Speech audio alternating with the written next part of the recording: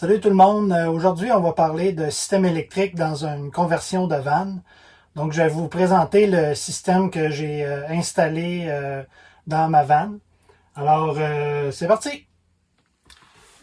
Tout d'abord, je vais vous mentionner que vous ne devriez pas tenter de faire un système électrique si vous n'avez pas les connaissances requises pour faire le système.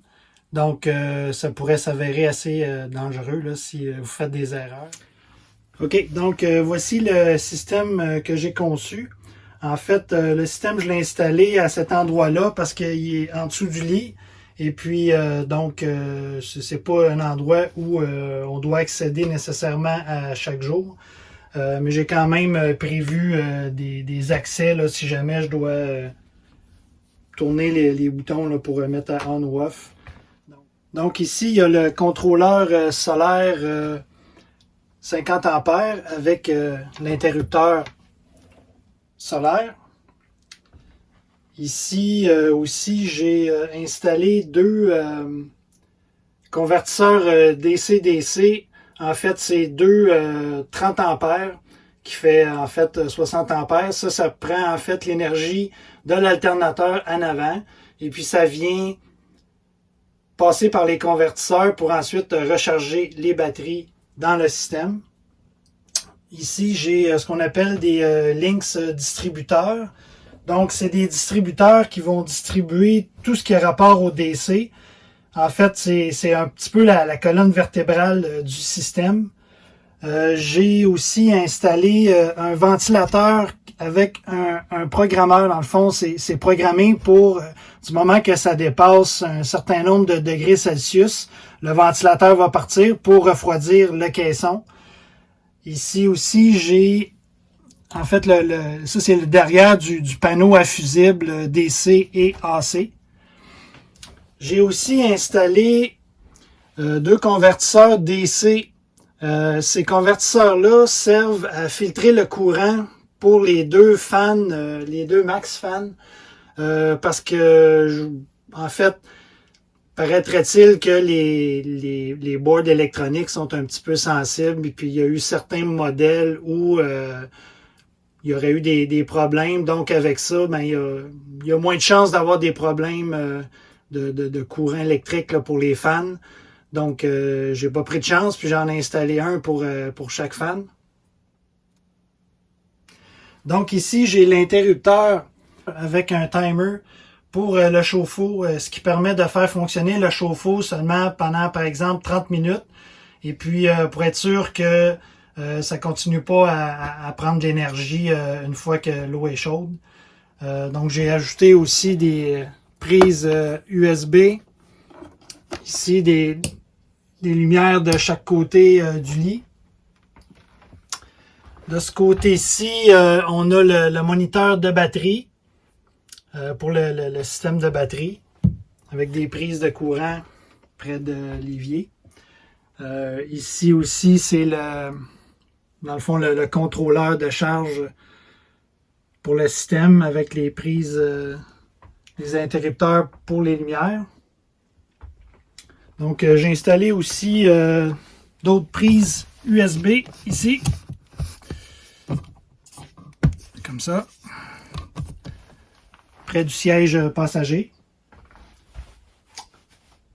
Et une autre prise de courant ici.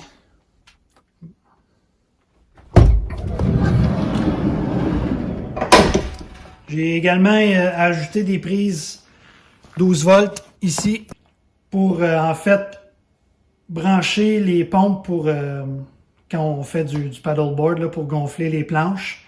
Donc j'ai prévu une prise ici. Donc ici aussi, j'ai prévu une prise 12 volts pour la même chose, pour gonfler les planches à pagaie. En fait, ici, on a les batteries Voltium. J'ai deux batteries de 300 ampères qui sont branchées au système, qui sont bien sécurisées.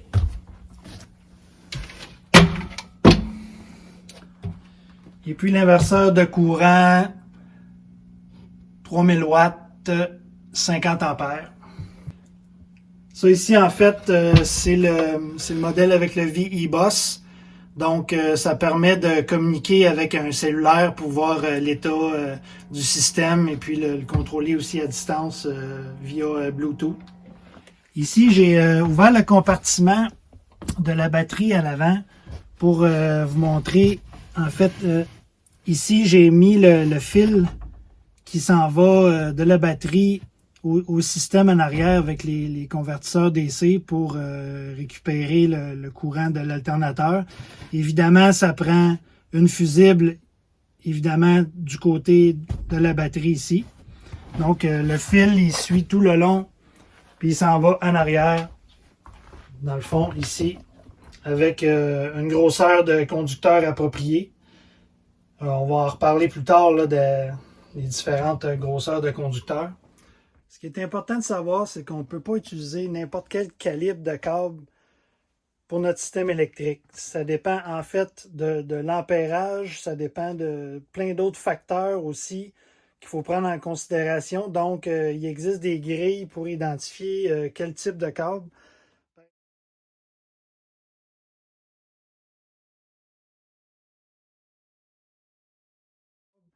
Par exemple, pour les batteries, ça prend évidemment un plus gros câble. Ça, c'est le câble que j'ai pris qui sert à amener le courant de l'alternateur au système en arrière.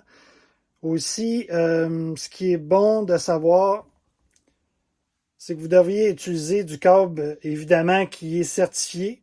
Donc, c'est écrit dessus la certification. Aussi, moi, j'ai utilisé du câble de qualité grade marin. Donc, dans toute mon installation, c'est tout du câble qui est fait grade marin. Même chose ici là, pour les câbles DC qui sont un petit peu plus petits. Donc, ça se vend en rouleau. C'est sûr que c'est un peu plus cher, mais c'est beaucoup plus sécuritaire. Et évidemment, je vous conseille de toujours utiliser des câbles qui sont certifiés. Donc, c'est facile, c'est écrit dessus. OK, donc, au sujet des fusibles, ce qui est important de savoir, c'est que il faut utiliser le bon fusible, ce qui est approprié en fonction du câblage et aussi du plein électrique. Donc, ça aussi, c'est important d'utiliser des fusibles qui sont certifiés. Par exemple, ça ici, c'est ce qu'on appelle des méga-fuses. Donc, il y en a plusieurs types qui existent. Donc, on doit utiliser vraiment les bonnes fusibles aux bons endroits et pour le bon type de câblage. Même chose pour tout ce qui a trait au connecteur de terminal. En fait, on doit utiliser le bon terminal avec le bon type de câble. Donc, ça ici, c'est pour du 6, grosseur 6. Et puis, ça aussi, c'est important vraiment que la certification soit là. Évidemment, je vous conseille aussi d'utiliser du tube thermorétractable qui est certifié et aussi qui retarde les flammes. Donc, c'est bien important d'utiliser du matériel de qualité. C'est votre sécurité qui est en jeu à ce moment-là, si jamais vous faites des installations qui ne sont pas conformes. Donc, ce qui est bien aussi, là, c'est d'utiliser, en fait, bien, c'est ce qui est important d'utiliser des bons outils pour sertir les câbles. Donc, il faut utiliser ce qui est approprié pour le bon type de câble. Donc, il y a une panoplie d'outils qui est utilisée pour faire ça correctement. Aussi, ce qui est important, c'est d'utiliser ce qu'on appelle en anglais un torque wrench. En fait, pour serrer toutes les connexions à la bonne pression, la pression qui est recommandée par le fabricant. Donc, c'est bien important de ne pas trop serrer. Trop, c'est comme pas assez. Donc, c'est ce qui conclut la vidéo d'aujourd'hui. J'espère que ça vous a informé un petit peu sur les systèmes électriques. Donc, si vous avez des questions, vous pouvez les écrire au bas de la vidéo. Donc, merci et à la prochaine.